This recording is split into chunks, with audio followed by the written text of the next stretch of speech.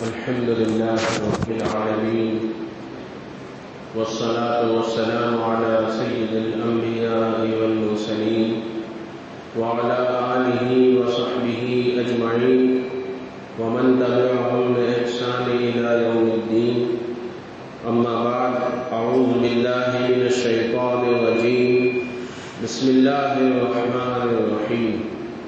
وما أرسلناك إلا رحمة للعالمين. وقال الله تبارك وتعالى: وَلَسَوْفَ يُعْطِيكَ رَبُّكَ فَتَرْضَىٰ. محترم دوستوں، بزرگوں، آج تقریباً سفر کی آخری تاریخ ہے. کل ربیع الاول کی چاند رات ہے. آئندہ آنے والا مہینہ ربیع الاول کا ہے. ربیع مانے بہار کا مہینہ.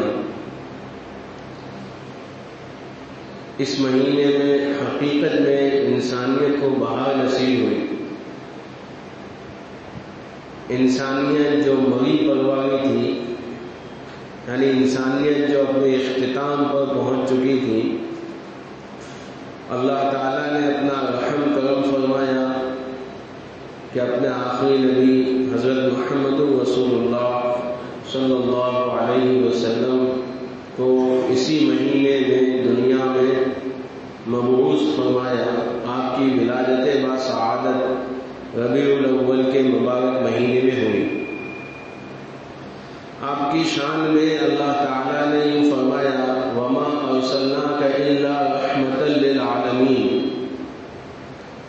کہ ہم نے آپ کو رحمت بنا کر بھیجا ہے. اللہ تعالیٰ خود رحیم ہے. اللہ کی صفات دو طرح کی ہیں. بعض صفات جلالی ہیں اور بعض صفات جمالی ہیں. جلالی صفات میں قہار، جبار، یہ تمام صفتیں جو ہیں اللہ کی جلالی صفتیں ہیں. اور رزاق، رحمان، غفار، ستار، یہ سب اللہ کی جلالی صفات ہیں. اللہ کی صفت میں غضب بھی ہے، اللہ کی صفت میں رحمت بھی ہے. لیکن اللہ نے یہ قاعدہ بنایا ہے کہ وسعت رحمتی کل شیء.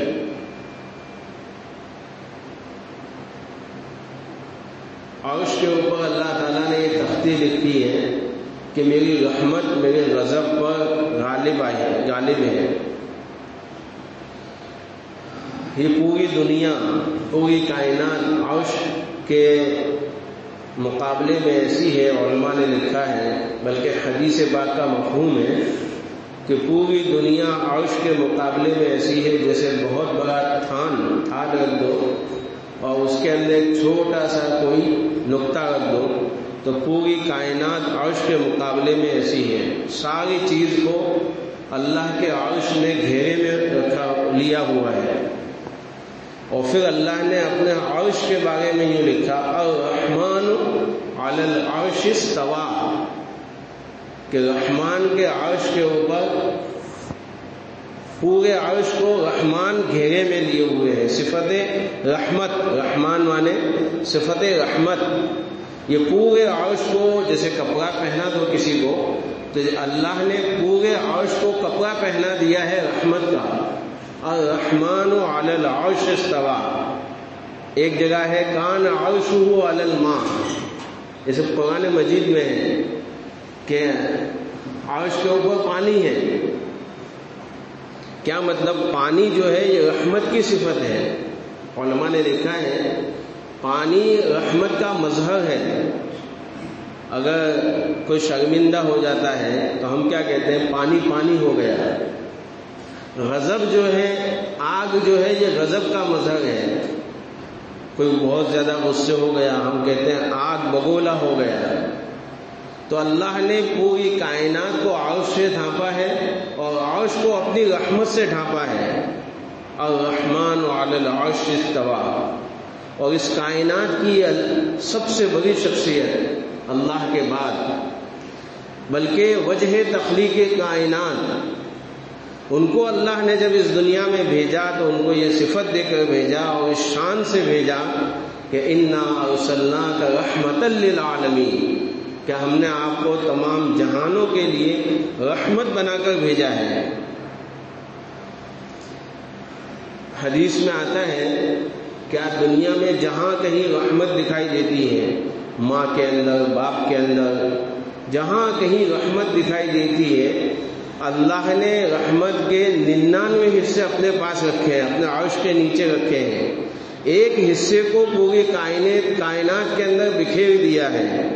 ماں اپنے بچے سے جو محبت کرتی ہے، یا باپ اپنی اولاد سے جو محبت کرتا ہے، ایک شوہر اپنی بیوی سے جو محبت کرتا ہے، یہ تمام وہ ایک حصے، اسی طرح جانوروں میں جو محبت، یہ تمام کے تمام رحمت اور محبت جو ہے وہ ایک حصے کا مظہر ہے۔ اللہ قیامت کے دن مومنین کے بارے میں اپنی 99 رحمتیں کھول دے گا، تو سوچو اس وقت رحمت اور محبت اللہ کی کیسی دکھائی دے گی۔ اسی لیے کتنے واقعات حدیث میں ہیں، اللہ تعالیٰ بہانے ڈھونڈیں گے اپنے مومن ایمان والے بندے کی مغفرت کے لیے۔ جا ایک نیکی لیا، پھر وہ پورا قصہ کریٹ ہوگا کہ کسی کے پاس ایک ہی نیکی ہوگی اور اس کے پاس ایک نیکی کھوٹی ہوگی، یہ سب صحیح احادیث میں ہے۔ اللہ دونوں کو جنت دے دیں گے، بہانوں کے طور پر، ہیلوں کے طور پر اللہ تعالیٰ اپنے بندوں پر رحمت عطا کریں گے۔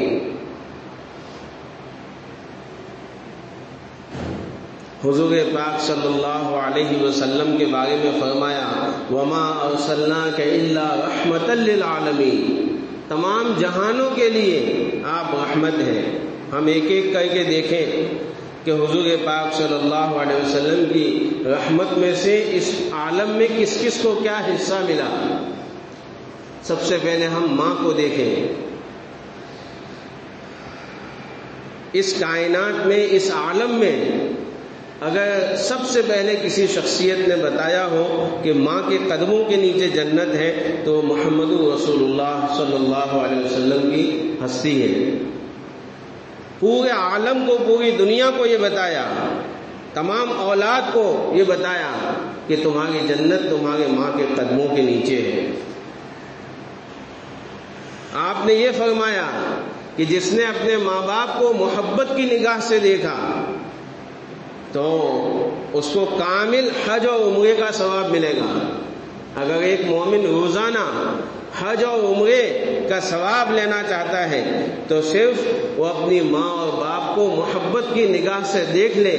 خوش نصیب ہے وہ انسان، وہ مسلمان جس کے ماں باپ ابھی زندہ ہیں، کہ جس کے ماں باپ زندہ ہیں، محبت کی نگاہ سے اپنی ماں کو یا اپنے باپ کو دیکھ لے، اللہ کے اکاؤنٹ میں، اس کے اکاؤنٹ میں اللہ تعالیٰ اس کے کھاتے میں کامل حج و عمرہ کا ثواب لکھ دے گا۔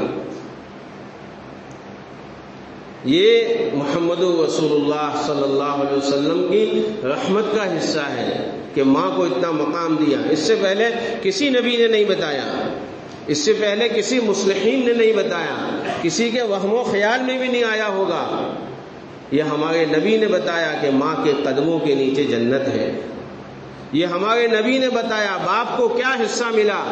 ہمارے نبی نے بتایا کہ باپ جنت کا دروازہ ہے، تمہارا باپ جنت کا دروازہ ہے۔ رضا رب رضا الوالد، باپ کی رضا رب کی رضا میں ہے۔ اگر کوئی یہ چاہے، یہ دیکھنا چاہے کہ میرا اللہ مجھ سے راضی ہے کہ نہیں، تو یہ دیکھ لے کہ اس کا والد اس سے راضی ہے کہ نہیں۔ اگر اس کا والد اس سے راضی ہے تو اس کا رب بھی اس سے راضی ہے۔ رضا رب رضا الوالد، رب کی رضا باپ کی رضا میں ہے۔ زمانہ جاہلیت میں بیوی کو کوئی انسان ہی نہیں سمجھا جاتا تھا، پگی پھینکی چیز تھی، نہ وراثت میں سے اس کو حصہ دیا جاتا تھا، نہ طلاق کا کوئی تصور تھا۔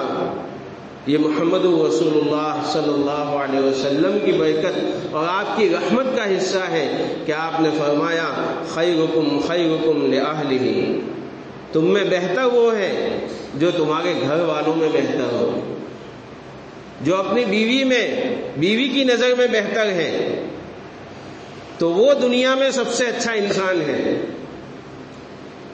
ایک اللہ والے اپنے مریدین کو پوچھا، مریدین جو ہوتے تھے ان کو کہا کرتے تھے کہ میں تمہاری تقوی نماز سے متاثر نہیں ہوں گا، میں تو تمہاری بیویوں کو جا کر پوچھوں گا کہ تمہاری نظر میں تمہارے شوہر کیسے ہیں۔ آج کتنے ایسے دیندار ہیں جو اپنی بیوی کو گالی دیتے ہیں، کتنے دیندار ایسے ہیں جو اپنی بیوی کو مارتے تک ہیں، ظاہری طور پر دیندار لیکن بیوی کو گالی دیتے ہیں، بیوی کو مارتے ہیں۔ آپ نے فرمایا جس نے اپنی اہلیہ کو مارا بغیر حق کے تو اس پر اللہ کی لعنت، اللہ کے رسول کی لعنت، تمام فرشتوں کی لعنت۔ یہ بیوی کو حصہ ملا آپ کی رحمت سے، اتنا اعزاز، اتنی عزت ملی۔ ایک خاوند کو حصہ ملا کہ آپ علیہ الصلوۃ والسلام نے فرمایا عورت کے لیے اگر اللہ کے بعد کوئی شخصیت ہے تو اس کا خاوند ہے۔ مجازی خدا بنا دیا کہ عورت کو یوں فرمایا اگر کسی کو سجدہ کرنے کا، اللہ کے علاوہ کسی کو سجدہ کرنے کا حکم دیتا تو میں عورتوں کو حکم دیتا کہ وہ اپنے خاوند کو سجدہ کریں۔ اتنا بڑا درجہ خاوند کو ملا، یہ حضور صلی اللہ علیہ وسلم کی رحمت کا حصہ۔ علماء کے بارے میں فرمایا العلماء ورثۃ الانبیاء، کہ اس امت کے علماء انبیاء کے وارث ہیں۔ جس نے کسی باعمل عالم کے پیچھے نماز پڑھی، آپ نے فرمایا یہ سمجھو اس نے میرے پیچھے نماز پڑھی، یعنی نبی علیہ السلام کے پیچھے نماز پڑھی۔ 1000 عابد سے افضل ایک عالم ہے، یہ علماء کو آپ کے رحمت سے حصہ ملا۔ تاجر کو آپ کے رحمت سے کیا حصہ ملا؟ آپ نے فرمایا کہ التاجر صدوق الامین، کہ امانت داری کے ساتھ، سچائی کے ساتھ جو تجارت کرتا ہے وہ کل قیامت میں مع النبیین، مع الانبیاء، نبیوں کے ساتھ ہوگا۔ کتنی بڑی بات ہے، علماء کے ساتھ ہوگا یہ نہیں کہا، نبیوں کے ساتھ ہوگا۔ اللہ کے بعد اگر کوئی برگزیدہ شخصیات ہے تو وہ نبی ہے۔ وہ جس درجے میں ہوں گے اس درجے میں وہ انسان ہوگا جو سچائی کے ساتھ، امانت داری کے ساتھ تجارت کرتا ہے، اپنی دنیا کما رہا ہے لیکن سچائی کے ساتھ کر رہا ہے، امانت داری کے ساتھ کر رہا ہے۔ تو اللہ کی رحمت سے تاجروں کو یہ حصہ ملا کہ اس کو اتنا بڑا مقام و مرتبہ عطا کیا۔ ایک مزدور کے بارے میں آپ نے فرمایا، ایک مزدور حضور پاک صلی اللہ علیہ وسلم کے پاس آیا، اس نے آپ سے مصافحہ کیا۔ مزدور صحابی تھے جو پتھر کو توڑتے تھے، تو حضور پاک صلی اللہ علیہ وسلم کے ہاتھ، ان صحابی کے ہاتھوں کو دیکھا، ہاتھ بڑے جو ہے کھردرے تھے، یعنی سخت تھے۔ حضور پاک صلی اللہ علیہ وسلم نے صحابی سے فرمایا آپ کے ہاتھ ایسے سخت کیوں ہیں؟ اس صحابی نے کہا کہ میں پتھر توڑنے کی مزدوری کرتا ہوں، اس کی وجہ سے میرے ہاتھ سخت ہو گئے ہیں۔ تو آپ دیکھو مزدور کو کیا عزت بخشی ہے۔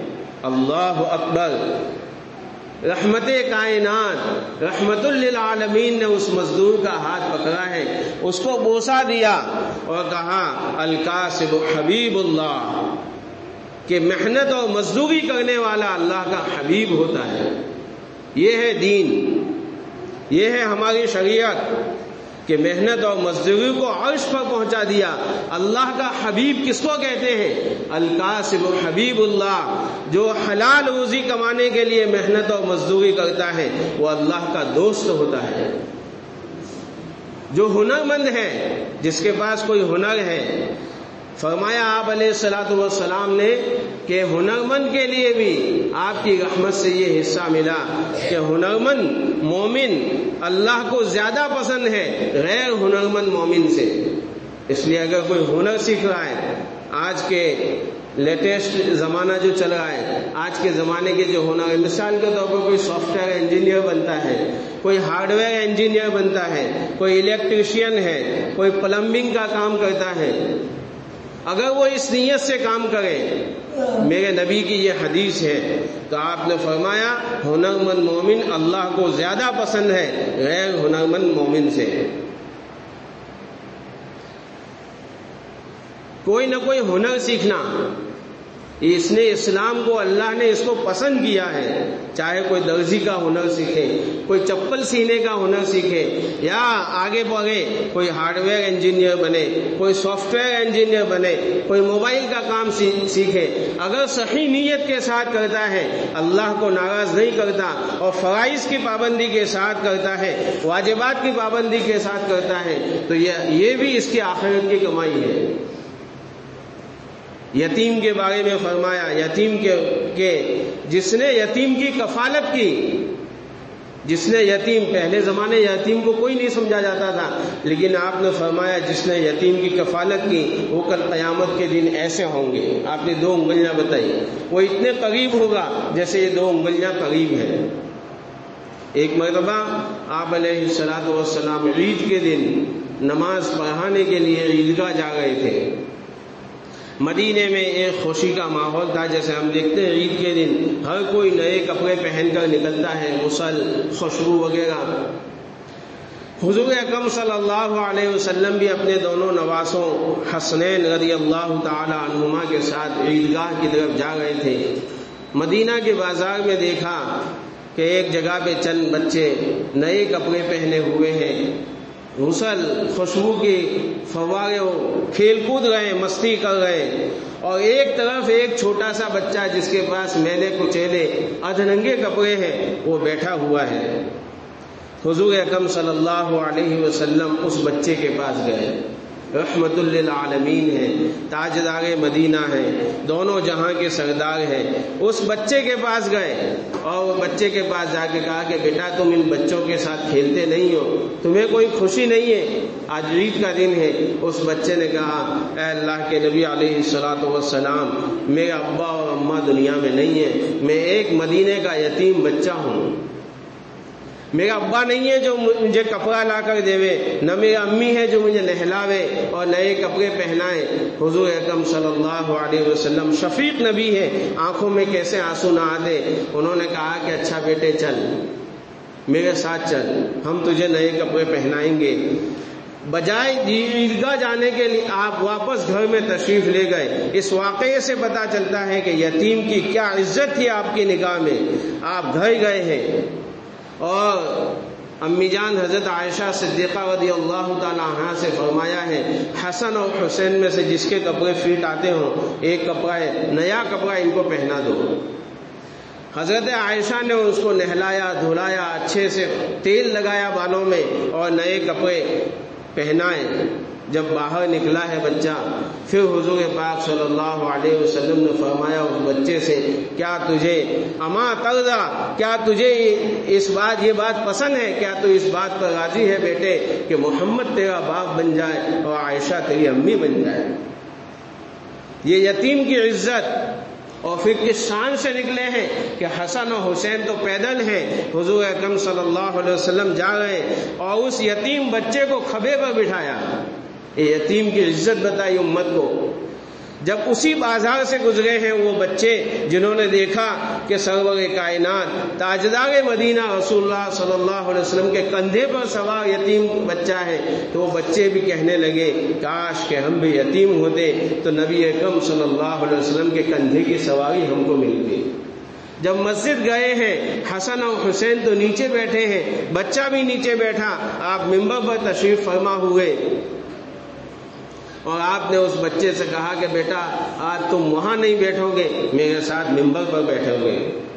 ممبر رسول پر اس یتیم بچے کو بٹھایا اور پھر آپ نے فرمایا سر پہ ہاتھ رکھے کہ جس نے کسی یتیم بچے کے سر پر ہاتھ پھرایا اس کے ہاتھ کے نیچے جتنے بال ہوں گے اللہ تعالیٰ اس کے تمام گناہوں کو معاف کرے گا اور اتنی نیکیاں اس کے کھاتے میں لکھے گا۔